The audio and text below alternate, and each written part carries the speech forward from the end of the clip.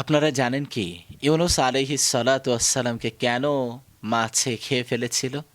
কি তার কারণ? কোনো ভুল ছিল? আসলেই কিছুটা আল্লাহ তাআলার পরীক্ষা ছিল।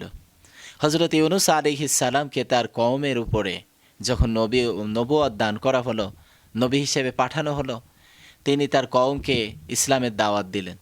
দাওয়াত দেওয়ার পরবর্তীতে অনেক লোক ইসলামের সুশীতল ছায়াতলে আসলো, আর কিছু লোক আসলো না। না আসার কারণে তিনি রাগান্বিত হয়ে গেলেন। রাগান্বিত হয়ে তার কওমকে ছেড়ে তিনি জাহাজে করে রওনা দিয়ে অন্য দেশে চলে যেতে চাইলেন।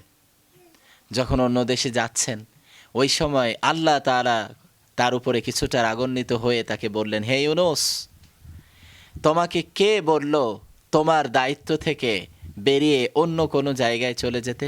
কে রাগান্বিত হতে বলল তোমাকে? না, ওই কওমের উপরে ইসলামের দাওয়াত দিতে বলা হয়েছে, আল্লাহর দাওয়াত দিতে বলা হয়েছে।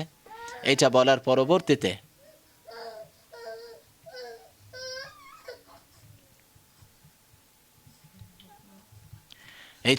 পরবর্তীতে হযরত ইউনুস আলাইহিস সালাম যে